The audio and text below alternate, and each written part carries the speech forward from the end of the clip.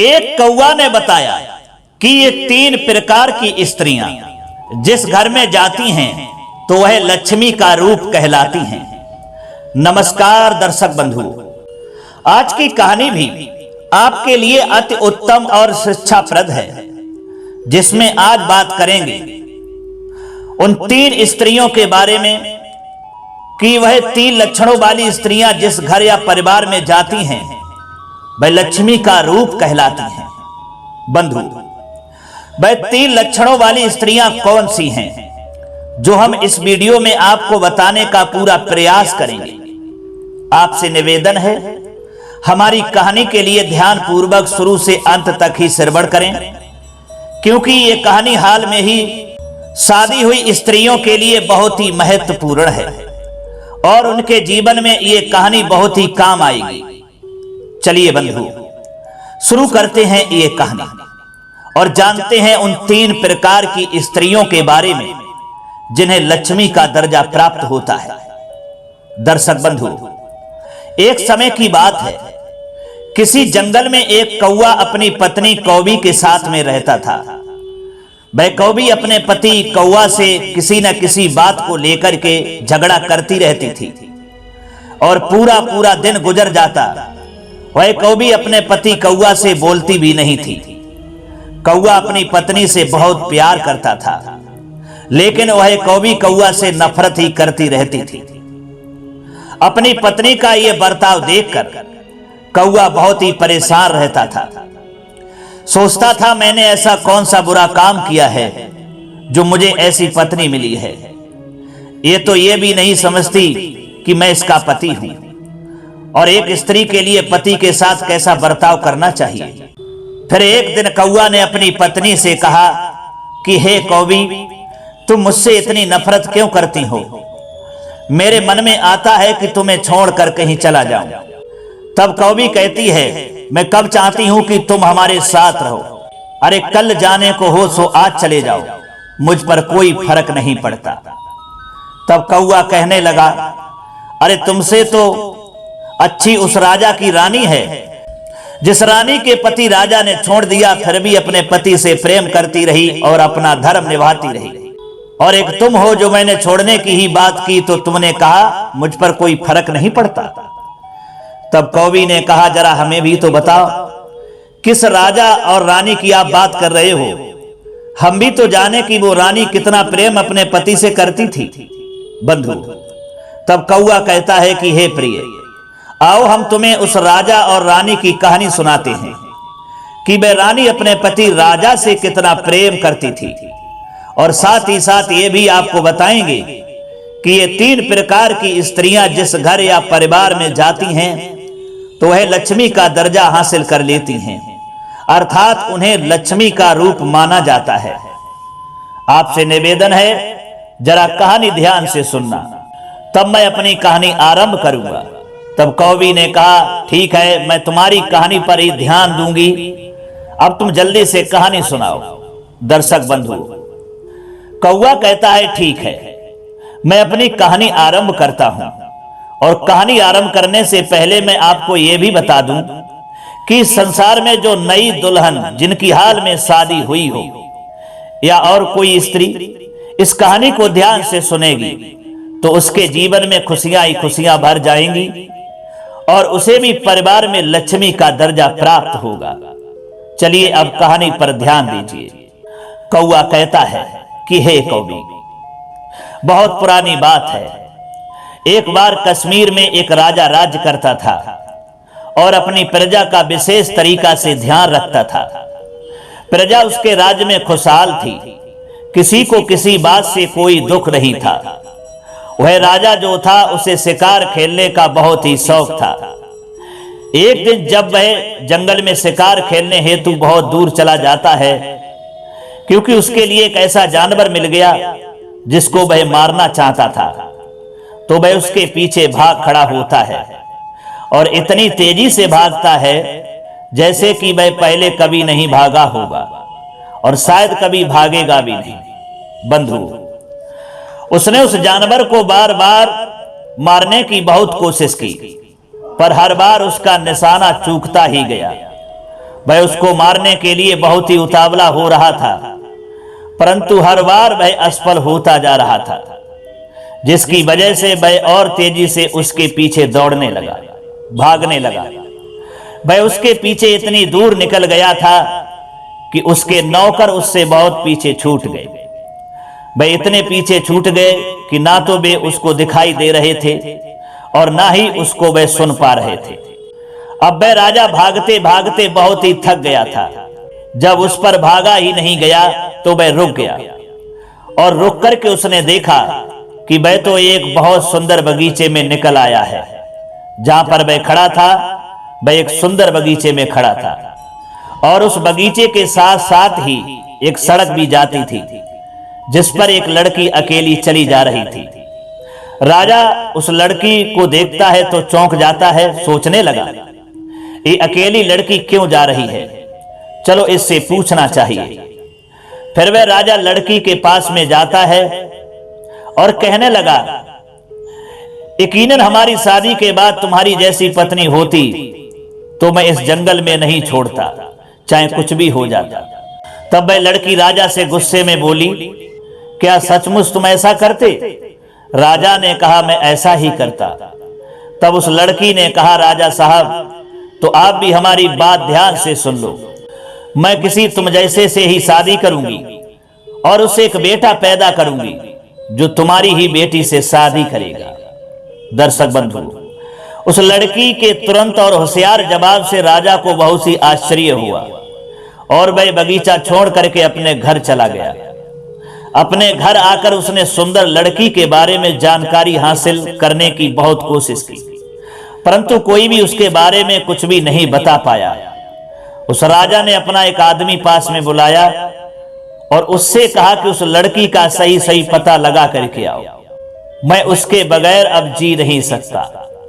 फिर वह आदमी राजा की आज्ञा के अनुसार उस लड़की का पता लगाने के लिए जाता है, और पता लगाने के बाद में वह आदमी राजा से आकर के कहता है कि राजा साहब, वह लड़की कोई राजकुमारी है और अक्सर वह उस बगीचे में जाया करती है जहां आपने उसको देखा था, क्योंकि उस बगीचे में बहुत सुंदर फूल खिले रहते हैं और सुंदर सुंदर छायादार वृक्ष भी हैं।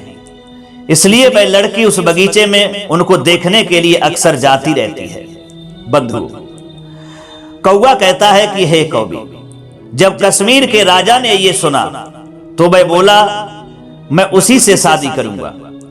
फिर उसने अपने कुछ आदमियों को, जो शादी करने में बहुत ही होशियार थे, तुरंत ही शादी को पक्का करने के लिए उन्हें उस लड़की के घर पर भेज दिया। क्योंकि बंधु, ये तो आपने भी देखा होगा, कुछ लोग ऐसे हुआ करते हैं जो शादी विवाह करने में बहुत ही माहिर होते हैं।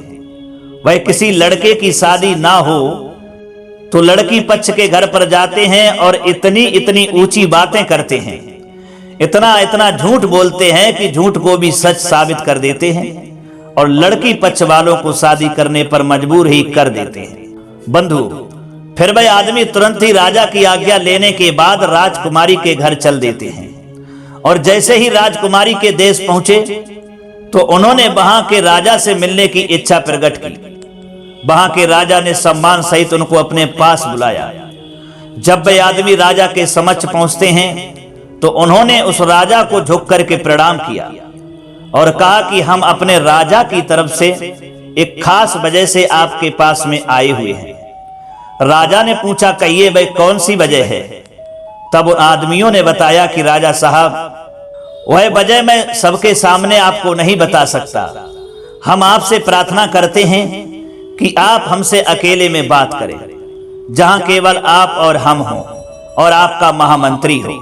बंधु, फिर वह राजा राजी हो गया और उसने तुरंत ही सबसे वहां से जाने के लिए कह दिया। जब राजा और उसका महामंत्री वहां रह जाते हैं तो उन आदमियों ने राजा के लिए फिर एक बार सर झुका करके प्रणाम किया और कहा, ओ महान राजा, भगवान आपकी उम्र लंबी करे, आपके देश में हमेशा शांति रहे, आपका राज्य हमेशा धन के भंडार से भरा रहे और आपके सारे दुश्मन आपसे दूर रहे। राजा ने कहा, उस मुद्दे पर आओ जिस वजह से हमारे पास में आए हो।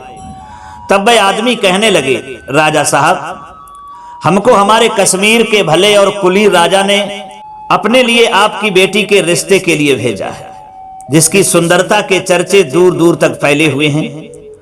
वह उसकी सुंदरता और उसके गुण को जानते हैं। उनको दिन रात चैन नहीं पड़ता है जब तक कि आप उनकी इच्छा पूरी ना कर दें। मेरे कहने का मतलब है, हमारे राजा आपकी लड़की के बगैर रह नहीं सकते, और ये तो आप जानते ही हैं, हमारे राजा की अच्छाइयां, ताकत और धन संपत्ति तो आपसे छिपी नहीं है। हम आपसे प्रार्थना करते हैं कि आप इस शादी को इजाजत दे दें और हमको भी यहां से जाने की इजाजत दें। बंधु, तब राजा ने उन आदमियों से कहा कि आप थोड़ी देर रुको, मैं इसका जवाब थोड़ी देर में दूंगा। तुम लोगों ने जो कहा है वह मैंने सुन लिया है, और मैं आज नहीं कल तुम्हारी बात का जवाब दूंगा। बंधु, पर वह राजा अगले दिन अपनी पत्नी और वजीर से सलाह करता है और पूछता है कि ये रिश्ता मुझे करना चाहिए या नहीं करना चाहिए। तब दोनों ने उस रिश्ते के लिए राजा से हामी ही भर दी और कहा कि ये रिश्ता अच्छा है, इसको कर दो। फिर वह राजा उन आदमियों को बुलवाता है और उनसे कहता है कि तुम अपने राजा से जाकर के कह दो कि हमें उनका रिश्ता ये मंजूर है और ठीक समय पर दोनों की शादी कर दी जाएगी। इधर बंधु, जो शादी में माहिर लोग थे वे बहुत ही खुश हो गए और अपने राजा के पास में लौट आए और सही सही समाचार राजा को सुना दिया। ये सुनकर के राजा जो था खुशी से पागल हो गया। उसने उन आदमियों को बहुत सारी भेंटें भी दी। फिर कुछ दिनों बाद राजकुमारी के पिता ने राजा को बुलावा भेजा। अच्छा दिन करीब ही था, सो राजा को तुरंत ही बुला लिया। इधर राजा ने अपने साथ अपने कुछ अकलमंद मंत्री और दरबारी भी साथ में लिए, सेना भी ली और बहुत सारे चमकीले रंग के कपड़े लोगों ने पहने। कीमती घोड़े भी साथ में लिए जिन पर बहुत सारी भेंटें भी लदी हुई थीं। फिर वह राजा राजकुमारी के देश चल दिया। बिना किसी खास घटना के वह राजकुमारी के देश पहुंच गया, जहां राजकुमारी के पिता ने उसका बहुत अच्छा स्वागत किया। एक दो दिन बाद ही राजा की शादी भी हो गई। उस राजा का महल ऐसा लग रहा था जैसे कि सोने चांदी और जेवरात का ढेर पड़ा। वहां उस राजा ने भिखारियों को बहुत सारा चावल दान में दिया, जो वहां देश के कई हिस्सों से आए हुए थे। दूल्हा और दुल्हन दोनों ही बहुत सुंदर लग रहे थे। सब काम बड़े शानदार तरीके से हुए। वहां के सभी लोग बहुत ही खुश थे। इधर शादी के बाद राजा अपनी रानी को साथ लेता है और अपने घर चला आता है। घर पर आकर के उसने अपनी नई रानी को अपनी दूसरी रानियों के साथ अपने जनान खाने में भेज दिया। बंधु, पर यह बड़ी अजीब सी बात हुई कि ये कुछ दिन उसने बिना अपनी रानी को देखे ही, बिना बात किए ही निकाल दी। यानी कहने का मतलब है वह राजा अपनी नई रानी के पास बिल्कुल नहीं गया। फिर रीत रिवाज के अनुसार कुछ दिनों बाद राजकुमारी के पिता ने अपनी बेटी राजकुमारी को अपने घर बुला लिया। राजकुमारी अपने पिता के घर चली गई और वहीं जाकर के रहने लगी। उसने अपने पति के इस अजीब व्यवहार के बारे में किसी से कुछ नहीं कहा, केवल अपनी मां को ही बताया कि हमारे पति ने मेरे साथ ऐसा व्यवहार किया है। और उसने उस बगीचे वाली भी सारी घटना अपनी मां को बता दी। साथ में उसने ये भी कहा कि मुझे लगता है कि राजा ने गुस्से में आकर के मेरे साथ ऐसा व्यवहार किया है।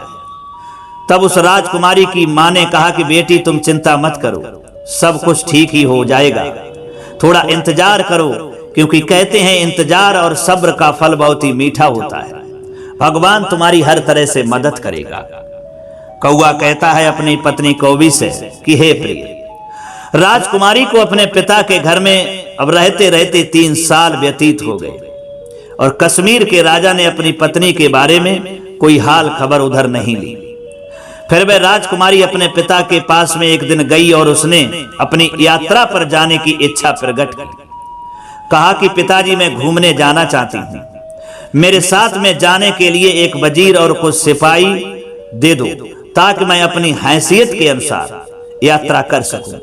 बंधु, राजा ने पूछा बेटी तुम कहां जाना चाहती हो, क्या करना चाहती हो?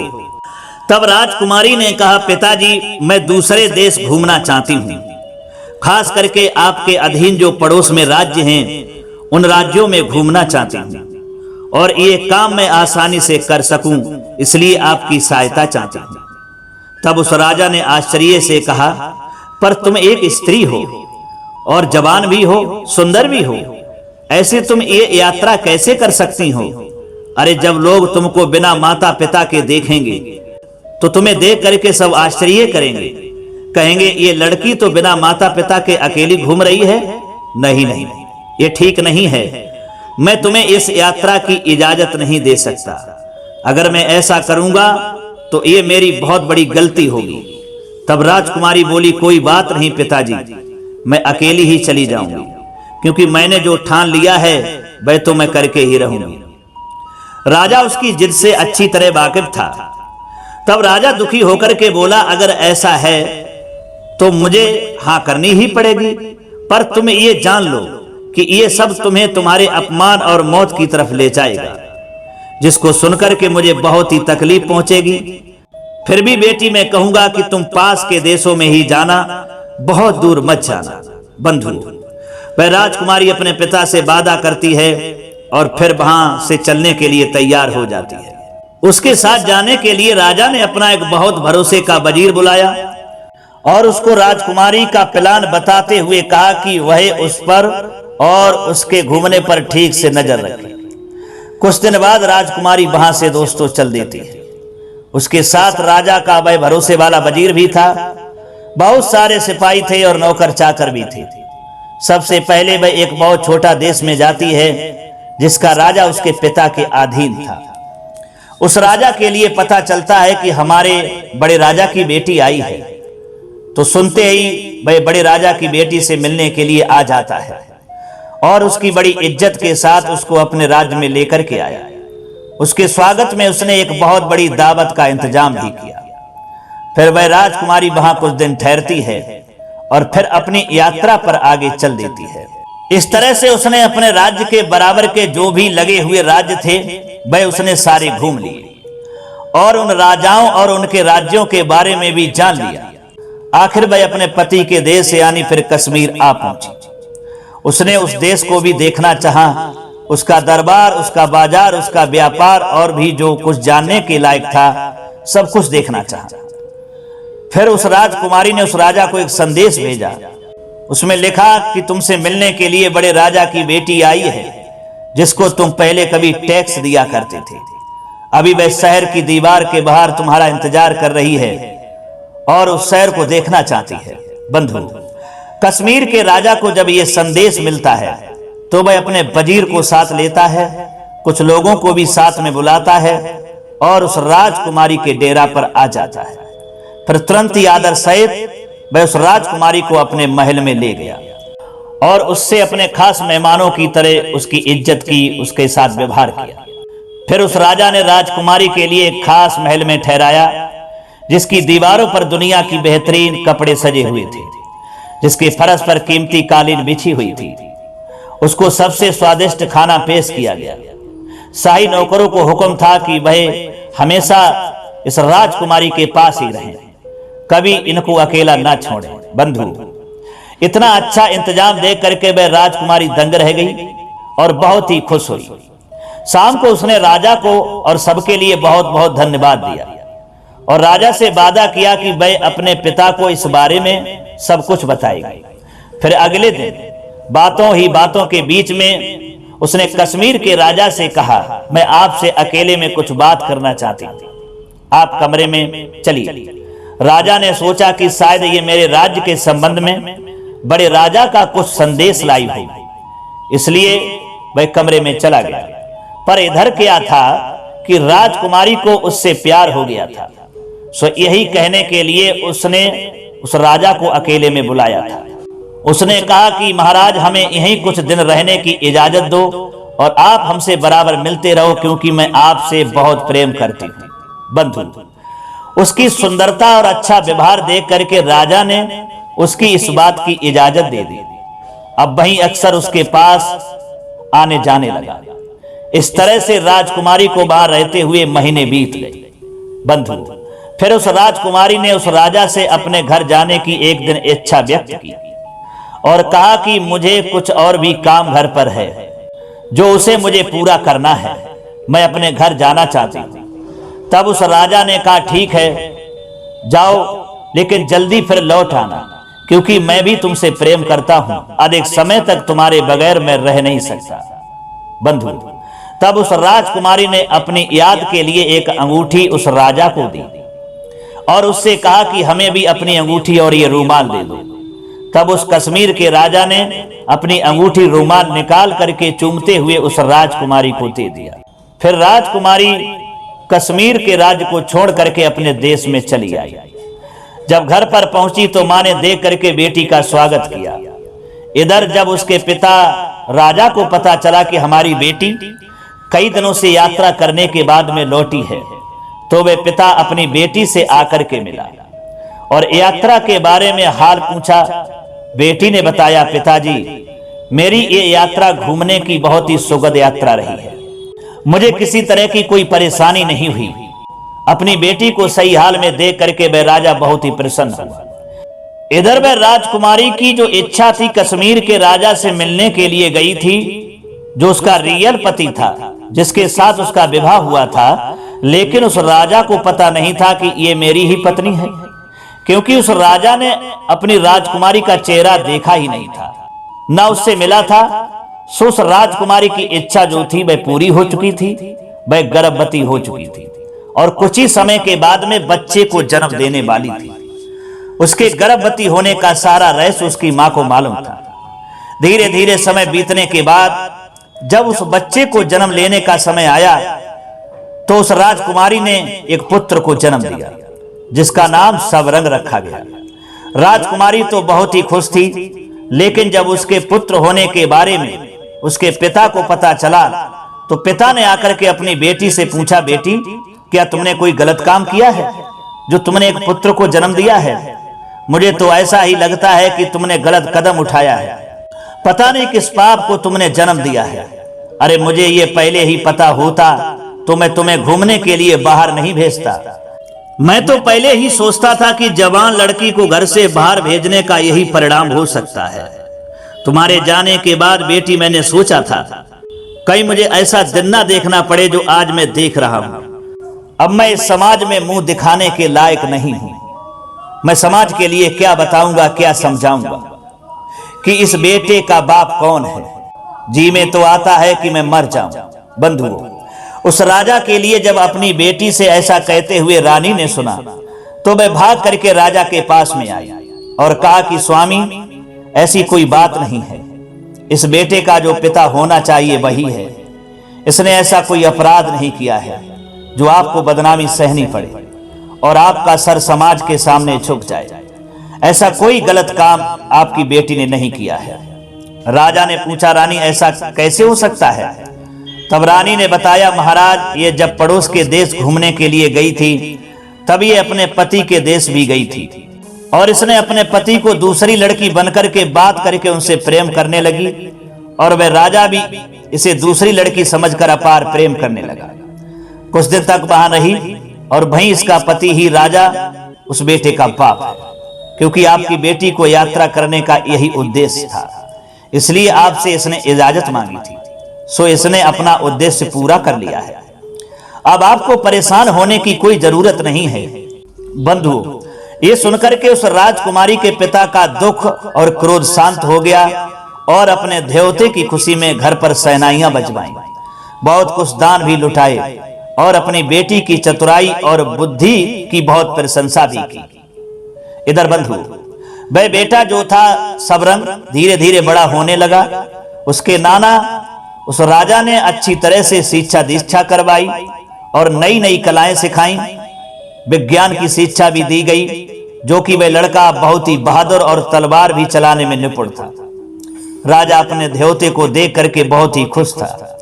उसने दरबार में घोषणा की कि हमारा ये सबरंग वजीरों का सरदार बनेगा और आगे चल करके इसको इसके पिता ने यदि नहीं अपनाया तो मैं अपनी ही गद्दी का इसे राजा बना दूंगा। लेकिन उस सबरंग की जो मां थी राजकुमारी की कुछ और ही इच्छा थी। वह अपने बेटा सबरंग को एक चोर बनाना चाहती थी, क्योंकि सबरंग को चोर बना करके वह अपना उद्देश्य कुछ पूरा करना चाहती थी जो अभी बाकी रह गया था। सो उसने राज्य के सबसे बड़े चोर को बुलाया और उससे कहा कि हमारे बेटा को चोरी के सारे भेद यानी सारे हथकंडे सिखा दो। कोई भी भेद हमारे बेटा से छुप करके नहीं रहना चाहिए। यदि तुम ऐसा करोगे तो मैं तुम्हारे लिए बहुत सारा इनाम दूंगा। तब उस राज्य के सबसे बड़े चोर ने कहा कि हे राजकुमारी, आप इसकी चिंता कदापि ना करें, आपके बेटे के लिए चोरी के सारे हथकंडे बहुत ही जल्दी सिखा दूंगा। फिर वह बड़ा चोर उस सबरंग के लिए चोरी का भेद सिखाने के लिए ले जाता है। कुछ महीने के बाद में सारे हथकंडे राजकुमारी के बेटा जो सबरंग था उसके लिए सिखा देता है। जब उस बड़े चोर ने समझ लिया कि चोरी का सारा भेद ये सीख चुका है, तब वह एक दिन राजकुमारी के पास सबरंग को लेकर के आता है और कहता है कि राजकुमारी, तुम्हारा बेटा चोरी के सारे हथकंडे सीख चुका है। राजकुमारी ने कहा, ऐसे में नहीं मानती, मैं इसकी परीक्षा लूंगी, जांच करूंगी। अगर ये जांच में सफल हो गया तो मैं आपको बहुत सारा इनाम दूंगी। बंधु, फिर वह राजकुमारी उस बड़े चोर को और अपने बेटा को बगीचे में ले जाती है और चोर के सामने अपने बेटा से कहती है कि जाओ बेटा, उस पेड़ पर जो बाज ने अंडे दिए हैं वह वहां से चुरा लाओ, लेकिन उस बाज को पता नहीं चलना चाहिए। यदि ऐसा करने में तुम सफल हो गए तो मैं समझ लूंगी कि तुम चोरी के सारे हथकंडे सीख गए।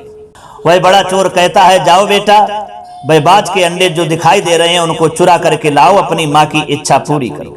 दर्शक बंधु, कौवा कहता है अपनी पत्नी कौवी से। फिर वह सबरंग उस पेड़ के पास में जाता है और उस बाज के अंडे चुरा लाता है, परंतु बाज के लिए पता नहीं चलता है।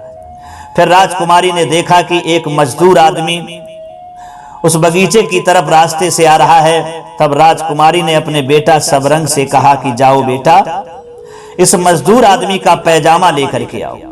इस कार्य में यदि तुम सफल हो गए तो तुम मेरे उद्देश्य को पूरा कर सकते हो। बंधु, फिर वह सबरंग वहां से चल देता है। जिस रास्ते पर वह मजदूर आदमी जा रहा था उसी रास्ते पर एक पेड़ था।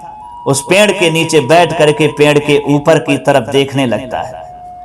मजदूर आदमी ने देखा इस लड़के से पूछना उचित तो नहीं है, फिर भी चल करके पूछते हैं कि ये ऊपर क्यों देख रहा है। वह मजदूर सबरंग के पास गया और पूछा, बेटा ऊपर क्या देख रहे हो?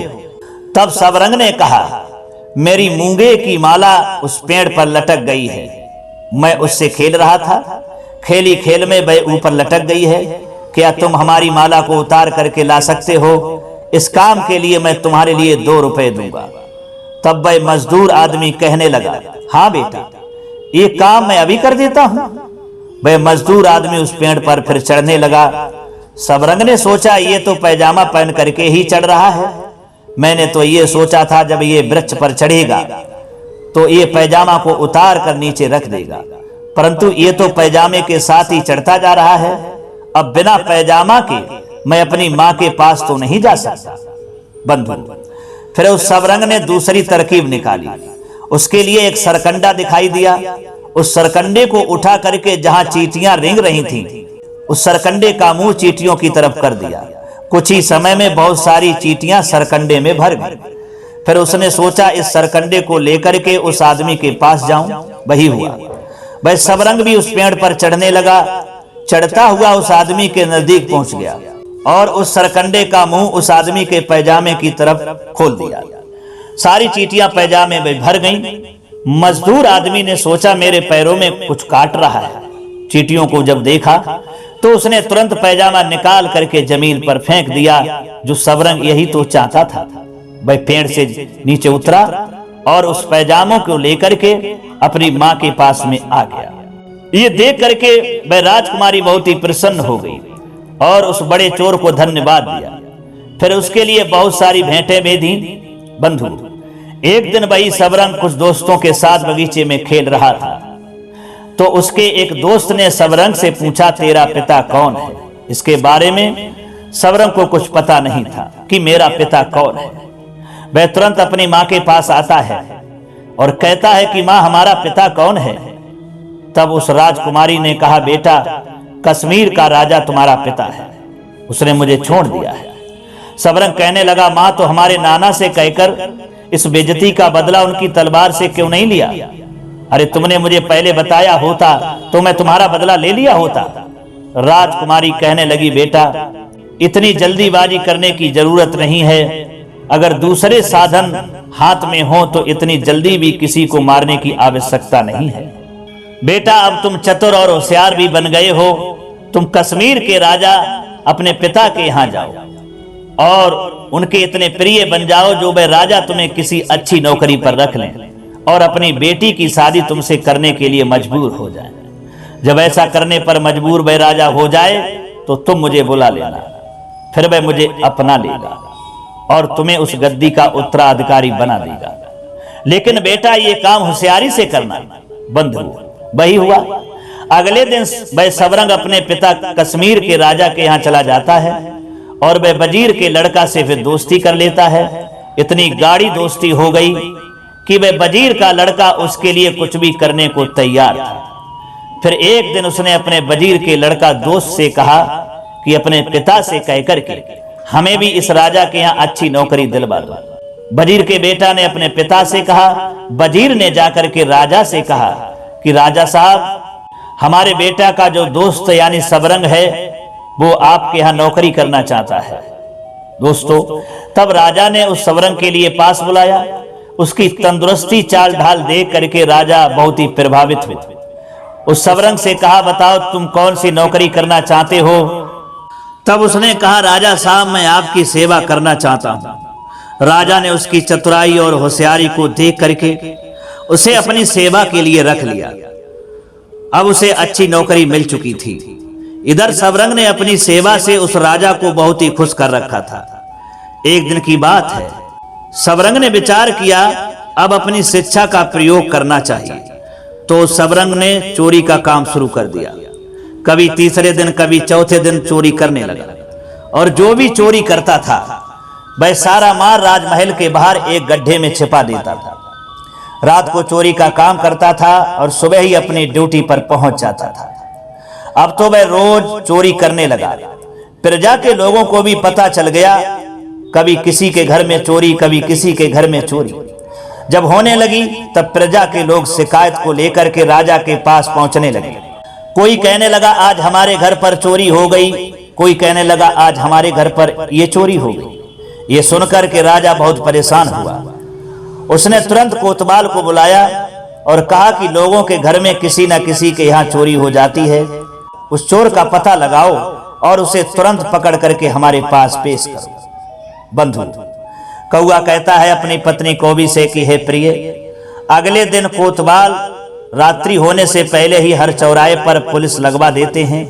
जितने भी चौराहे थे सब जगह पुलिस का पहरा लगा दिया और कोतवाल भी पहरा पर लग गए। इधर पुलिस के पहरे के बारे में सबरंग को कुछ पता भी नहीं था। इधर जब रात होती है तो सबरंग फिर से चोरी करने के लिए चला जाता है और बहुत सारी चोरी करने के बाद उस माल को लाकर उसी गड्ढे में छिपा देता है। लेकिन किसी को भी पता नहीं चला कि चोरी हो गई। अगला दिन हुआ, 3-4 लोग राजा के पास में पुनः पहुंच गए और कहने लगे आज हमारे घर में चोरी हो गई है। यह सुनकर के राजा को बहुत गुस्सा आया। उसने तुरंत कोतवाल को बुलाया और कहा कि तुम क्या करते रहे, तुम्हारे पहरा लगने के बावजूद भी चोरी हो गई। बंधु राजा का गुस्सा देख करके कोतवाल डर के मारे कांपने लगा और न्याय की भीख मांगने लगा। फिर कोतवाल ने कहा राजा साहब इस नौकर से भी पूछ लो। तब उस नौकर ने कहा राजा साहब कोतवाल साहब का हर चौराहे पर सख्त पहरा था, उनकी तरफ से कोई कमी नहीं रही, पता नहीं चोरी कैसे हो गई। ये सुनकर के राजा बहुत ही आश्चर्य में पड़ गया। भाई कैसा चोर है जो इतना पहरा देने के बावजूद भी चोरी कर लाया। अब मुझे ये लगता है कि तुम लोगों में से ही कोई चोर है। इस बारे में जल्दी से पता लगाओ, मैं तुम्हें 1 हफ्ते का वक्त देता हूं। बंधु अगले दिन कोतवाल ने फिर चौकसी की और उस चोर को पकड़ने के लिए पूरी मेहनत की, फिर भी चोरी हो गई।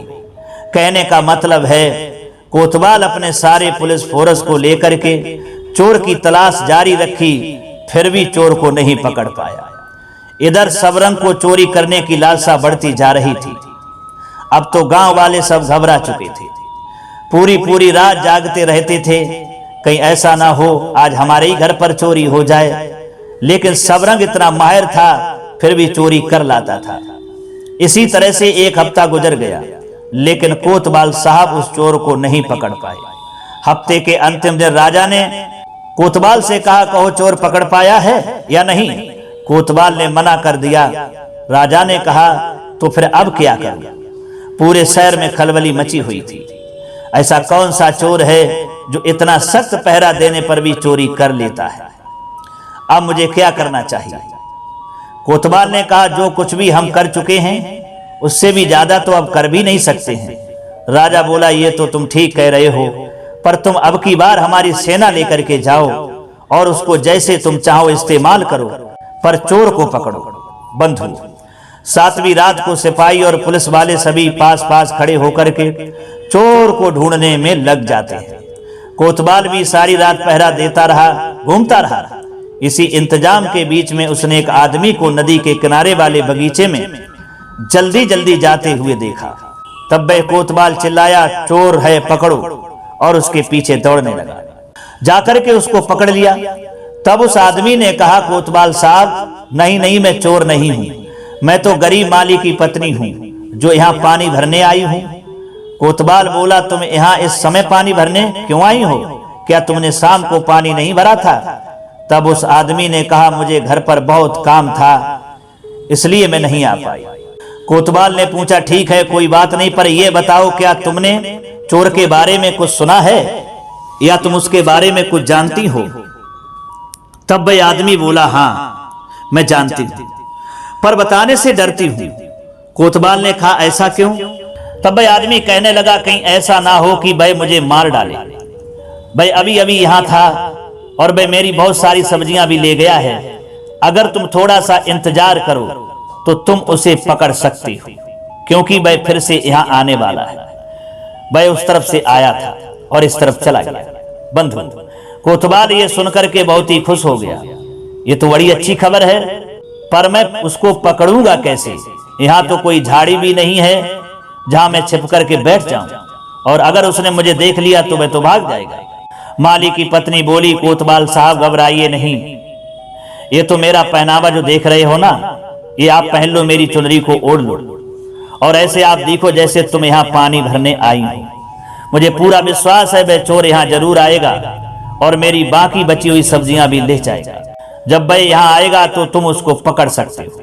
बंधु, कोतवाल को यह विचार बिल्कुल पसंद नहीं आया, फिर भी उसने उसका वह पुराना जो पहनावा था पहन लिया, चुनरिया भी ओढ़ ली। फिर उससे पूछा, अब हमको पानी भरना सिखाइए, पानी कैसे भरा जाता है? माली की पत्नी ने उसे डंडे के भारी वाले सिरे की तरफ बांध दिया जिससे पानी खींचा जाता था, और फिर उसे दूसरे सिरे पर बंधी रस्सी को खींचने के लिए कहा। उसने वैसा ही किया, जिससे वह करीब करीब 20 फुट जमीन से ऊपर उठ गया।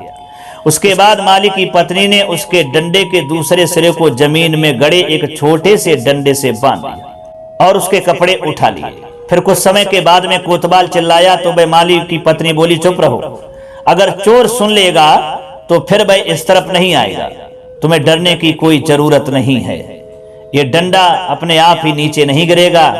जब चोर आएगा तब मैं तुमको नीचे ले आऊंगी, तुम चोर को पकड़ लेना। अब तो तुम्हारी समझ में आ गया होगा। बंधु, जानते हो वह माली की पत्नी कौन थी? वह सबरंग था जो कोतवाल को बांध करके अपने बिस्तर पर आकर के सो गया।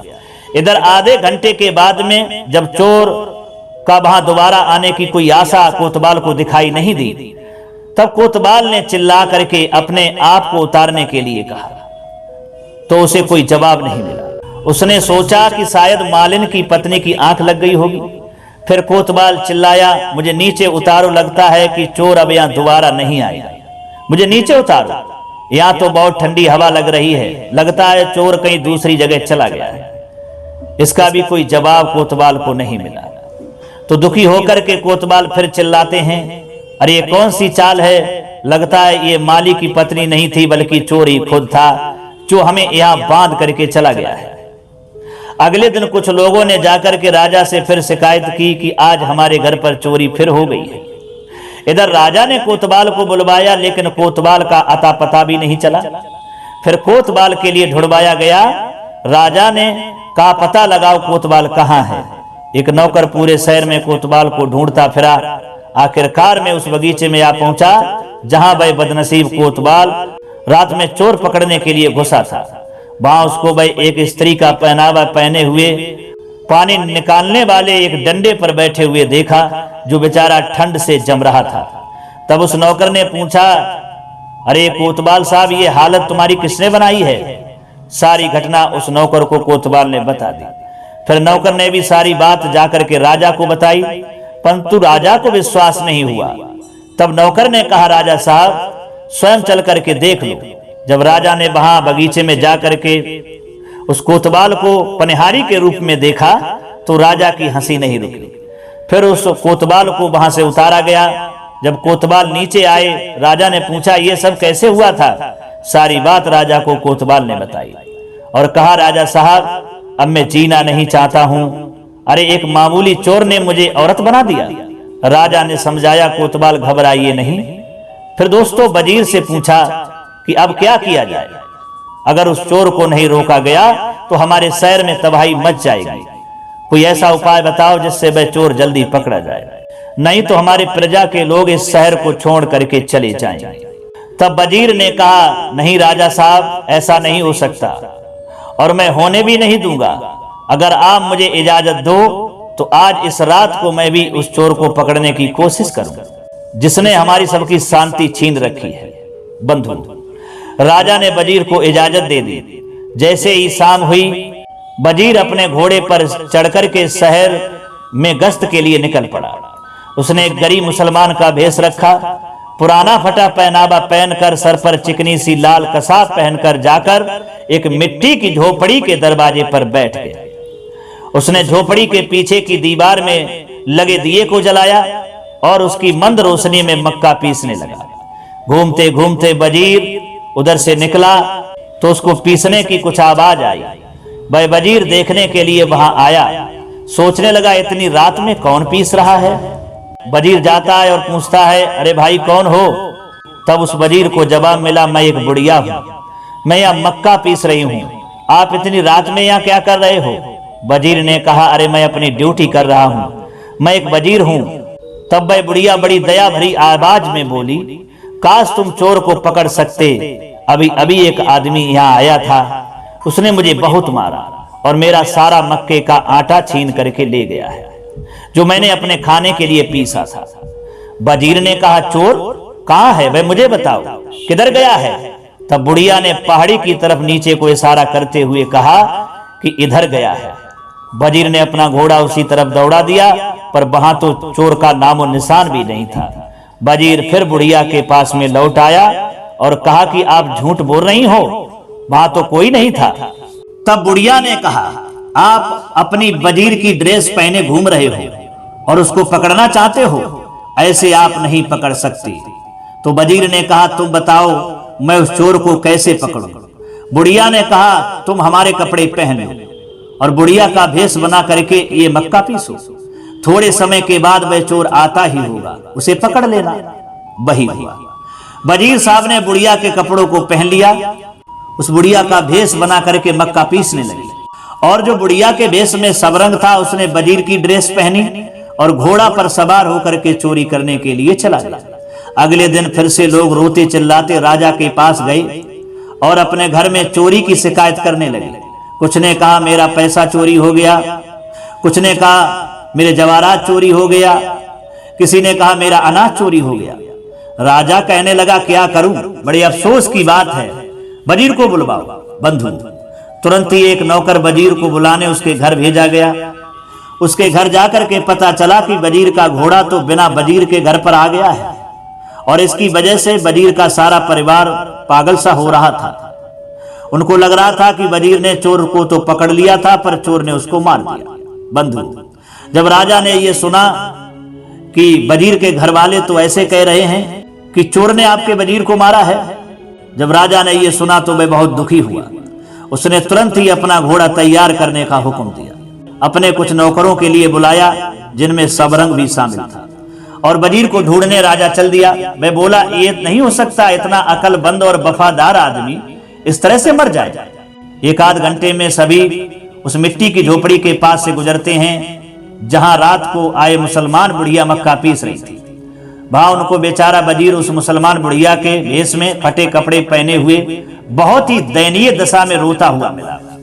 वह बोला, राजा साहब आप यहां से चले जाइए, मेरी शर्मनाक हालत को मत देखिए। अब इस देश में मैं अपना सर कभी उठा करके जी नहीं सकता। राजा ने उसको धीरज बनाते हुए कहा, वजीर ऐसा नहीं है, हिम्मत रखो, हमें अभी उस आदमी को ढूंढना है जिसने देश भर में खलबली मचा रखी है और हमारे वजीर को इस तरह से बेइज्जत किया है।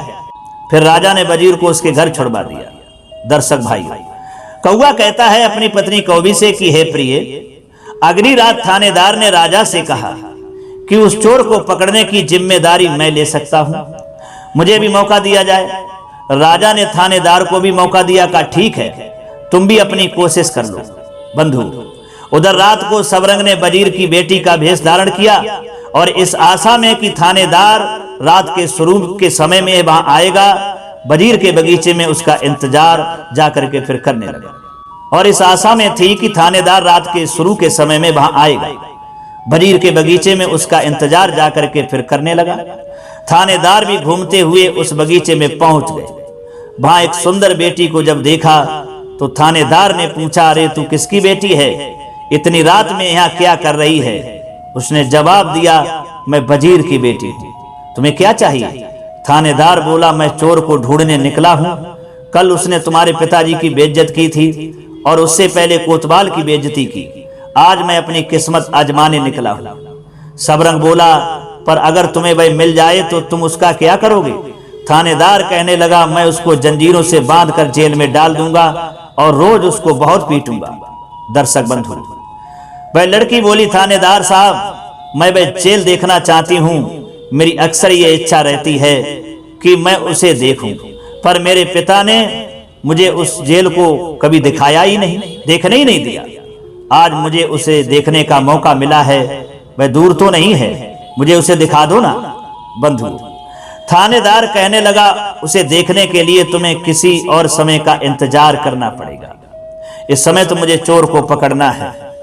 इसके अलावा अगर तुम्हारे पिता को यह पता चले कि तुम इतनी रात कहां गई हो, इतनी रात बगीचे में टहल रही हो, तो तुम्हारे पिता नाराज नहीं होंगे, इसलिए तुम घर जाओ और जाकर के सो जाओ। लड़की बोली, थानेदार साहब पिताजी को कभी मालूम ही नहीं चल पाएगा कि मैं यहां पर हूं और जेल देखने गई थी। अरे वह तो बहुत बीमार हैं, कल उनको बीमारी की हालत में ही घर लाया गया था, इसलिए थानेदार साहब पिता की चिंता मत करो, मुझे जल्दी से ले चलो, जेल दिखा दो। बंधु, फिर वह थानेदार उस लड़की को लेकर के जेल दिखाने के लिए चल देता है। उधर जेल में केवल एक ही चौकीदार था, क्योंकि बाकी सारे लोग चोर को ढूंढने पर लगाए गए थे। लड़की के कहने पर थानेदार ने उस जेल का सब कुछ दिखा दिया। लड़की ने कहा, थानेदार साहब अब मुझे यह भी बताओ कि एक मुजरिम को कैसे जेल में डाला जाता है। बंधु, ये दिखाने के लिए कि किसी चोर को जब जेल में डाला जाता है तो कैसे डाला जाता है, उसने अपने आप को जंजीरों में भी जकड़ लिया और जेल के कमरे में भी गया। जैसे ही वह जेल के कमरे में गया, सबरंग ने उसको एक धक्का दिया, जिससे थानेदार उस जेल में ही अंदर लुढ़क गया। फिर उस लड़की ने अपने कपड़े उतार करके फेंक दिए, थानेदार की पगड़ी पहनी, उसकी ड्रेस पहनी, उसकी पेटी अपने कमर में बांधी और सीधा थानेदार के घर जा पहुंचा। उधर थानेदार की पत्नी से वह बहुत जल्दी बोला, अरे प्रिय मुझे कुछ पैसा और जेवरात दे दो, क्योंकि मुझे इस शहर को छोड़कर किसी दूसरे शहर में बसना होगा। मैं चोर का पता नहीं लगा पाया, इसलिए राजा अब मुझे नौकरी से निकाल देगा। जल्दी करो ताकि मैं यहां से जल्दी से जा पाऊं, और जहां कहीं भी मैं रहूंगा वहां से मैं तुम्हें बाद में फिर खबर करूंगा, फिर अपने पास बुला लूंगा। बंधुओं, थानेदार की पत्नी ये सुनते ही घबरा गई। रात्रि का समय था, वो नहीं पहचान पाई। उसने तुरंत ही सैकड़ों रुपए और कुछ जेवरात उसको ला करके दे दिए। सबरंग ने उनको चूमा और वह वहां से भाग लिया। अगली सुबह राजा ने थानेदार को बुलवाया, वह तो घर पर था ही नहीं, उसे हर जगह ढूंढा गया। अब तो राजा को आश्चर्य की सीमा नहीं रही थी। जब उसको ढूंढा गया तब उस थानेदार का पता चला कि थानेदार तो जो है जंजीरों से जकड़ा हुआ जेल में पड़ा है। वहां मिला, और यह भी पता चला कि वह चोर थानेदार के घर पर भी गया था, जो बहुत सारा रुपया लेकर के भाग गया है। बंधु, उस राजा ने फिर बहुत सारे अकलमंद लोगों की सभा बुलाई और उनसे सलाह मांगी कि अब इस हालत में क्या किया जाए। लोगों ने कहा, राजा साहब, हम हवा को तो पकड़ सकते हैं, लेकिन उस चोर को पकड़ना बेकार है। हम उसे नहीं पकड़ सकते। हमारी सारी पुलिस और सारी फौज कई दिनों से इस काम में लगी हुई है, पर सब उसको पकड़ने में नाकामयाब रहे हैं। इतना पहरा बैठालने के बावजूद भी चोरियां होती रही। हमारे वजीर, कोतवाल और थानेदार की हंसी उड़ाई गई। अब हम क्या करें? राजा ने कहा, अगर कोई हमारी सहायता कर सकता है तो हमारे आगे आए। बंधु, कौआ कहता है अपनी पत्नी कौवी से कि हे प्रिय। फिर राजा ने कहा, अगर कोई हमारी सहायता कर सकता है तो वह हमारे आगे आ जाए। फिर वह चोर अपनी गलती खुद ही स्वीकार कर ले और ये वादा करे कि वह आगे से चोरी कभी नहीं करेगा, तो हम उसके साथ में अपनी बेटी की शादी कर देंगे और उसको अपना आधा राज्य भी दे देंगे। दर्शक बंधु, राजा के ऐसा कहने पर सबरंग आगे आता है और राजा से कुछ बोलने की इजाजत मांगता है। फिर इजाजत मिलने पर वह सबरंग बोला, राजा साहब, आपने अपने राज्य के सब अकलमंदों के सामने ये कहा है कि अगर चोर आपके सामने आकर अपनी चोरी कबूल कर ले और आगे चोरी न करने का वादा करे तो आप अपनी बेटी का विवाह उसके साथ में कर देंगे और आधा राज्य भी दे देंगे। राजा बोला, हाँ, मैंने ऐसा कहा है। बंधु, तभी सबरंग कहने लगा, तो राजा साहब, वह चोर मैं ही हूं। अपने आप को चोर साबित करने के लिए राजा साहब अपने उन सभी लोगों को हमारे साथ भेजो जिन्होंने अपनी चीजें खोई हैं। कल वे सारे लोग फला फला जगह पर हमारे साथ जाएं, मैं उनकी सारी चीजें लौटा दूंगा। बंधु, सबरंग की ऐसी बात को सुनकर के सारी सभा को आश्चर्य हुआ। लोग सबरंग की तरफ इस तरह देखने लगे जैसे वह कोई देवता हो। कुछ लोगों को लगा कि वह तो पागल हो गया है। उधर राजा के लिए भी कुछ बोल नहीं निकला। बाद में वह बोला, ठीक है, ऐसा ही होगा। सबरंग, तुम मुझसे अकेले में मिलो। राजा सबरंग के साथ उठकर चला गया और वह सभा खत्म हो गई। अकेले में जाकर के राजा ने सबरंग से कहा, मैं अपना वादा निभाऊंगा, मैं आधा राज्य भी दे दूंगा और अपनी बेटी भी दे दूंगा। इसका इंतजाम बहुत जल्दी किया जाएगा। दोस्तों, अगला दिन होता है। सबरंग उन सब लोगों को लेकर के उस जगह पर जाता है जिसकी उसने चोरी की थी। सबकी वस्तुएं निकाल करके गड्ढे से वापस कर देता है। हंसी खुशी सब अपने घर चले जाते हैं। इधर महल लौटने के बाद सबरंग ने राजा से अपनी मां को बुलाने की इजाजत मांगी ताकि शादी के बारे में वह अपनी मां से सलाह कर सके। राजा राजी हो जाता है और उसकी मां को बुला लिया गया।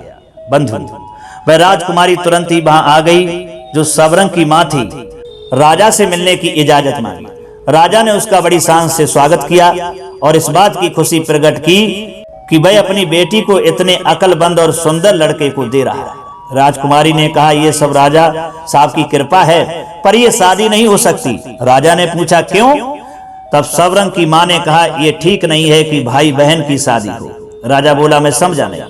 राजकुमारी बोली, इसमें आश्चर्य करने वाली बात नहीं है। ये लो अंगूठी और रुमाल, ये आपको मेरी याद जरूर दिलाएगा। आप इन्हें लीजिए, ये आपके ही हैं और मुझे वह अंगूठी वापस कर दीजिए जो मैंने आपको दी थी। अब तो आपको मेरी याद आ गई होगी। तब उस राजा को सारी बातें बताईं कि किस प्रकार मैं तुम्हारी कानून पत्नी थी, क्योंकि तुमने मुझको छोड़ दिया था, इसलिए मैं तुमसे भेष बदल कर मिलने आई। राजा ने पूछा, फिर ये सबरंग पैदा कैसे हुआ? कैसे तुमने इसको बड़ा किया? कैसे तुमने इसको कश्मीर भेजा? बंधु, उस राजकुमारी का उद्देश्य तो पूरा ही हो गया था। उसने राजा से अपने पिता के बगीचे में पहली बार मिलने पर कहा था कि भाई उस जैसे राजा से एक बेटा पैदा करेगी और फिर वह उसकी बेटी से शादी करवाएगी।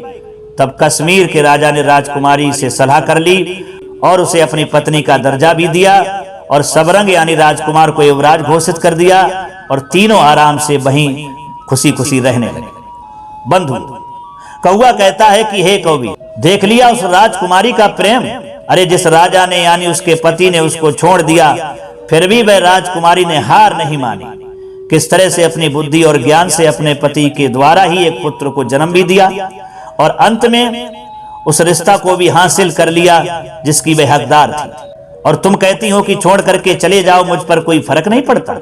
बंधु, वह कौवी अपने पति कौआ के द्वारा पूरी कहानी सुनने के बाद उसको ज्ञान प्राप्त हो जाता है और वह समझ जाती है कि एक स्त्री जाति के लिए पति के साथ क्या बर्ताव करना चाहिए।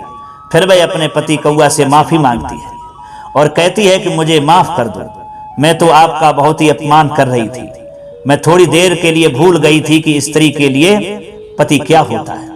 आज मुझे पता चला है आपकी कहानी सुनने के बाद में कि एक स्त्री के लिए इस दुनिया में पति से बड़ा कुछ नहीं होता। पति उसका सर्वस्व होता है, पति ही उसका परमेश्वर होता है और पति ही उसकी जिंदगी का सपना होता है। आज के बाद में आपसे ऐसा बर्ताव कभी नहीं करूंगा, जो आगे आपको कष्ट हो, दुख हो। कौआ कहता है ठीक है, कोई बात नहीं। कहते हैं सुबह का भूला शाम को लौट आए, तो वह भूला नहीं कहा जाता।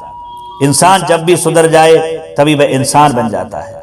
दर्शक बंधु, कौआ ने कहा अपनी पत्नी से कि चलो अब दाना पानी की तलाश में चलते हैं। आपको कहानी सुनाते सुनाते गला भी सूख रहा है और भूख भी परेशान कर रही है। तब कौवी ने कहा नहीं महाराज, आप ये भी तो बताएं, आपने कहा था ये 3 प्रकार की स्त्रियां जिस घर में जाती हैं वह लक्ष्मी का रूप हो जाती हैं, तो उन 3 स्त्रियों के बारे में भी तो बता दो, तब यहां से आगे चलूंगी। कौआ कहता है कि हे प्रिय, आओ मैं तुम्हें उन 3 स्त्रियों के बारे में बताता हूं। नंबर 1, अपने पति से बेपनाह मोहब्बत करने वाली और पतिव्रत धर्म का पालन करने वाली, पति के छोड़ने पर भी पति को भूलने न वाली। और नंबर 2, मुसीबत आने पर धैर्य से काम लेने वाली और पति का साथ देने वाली।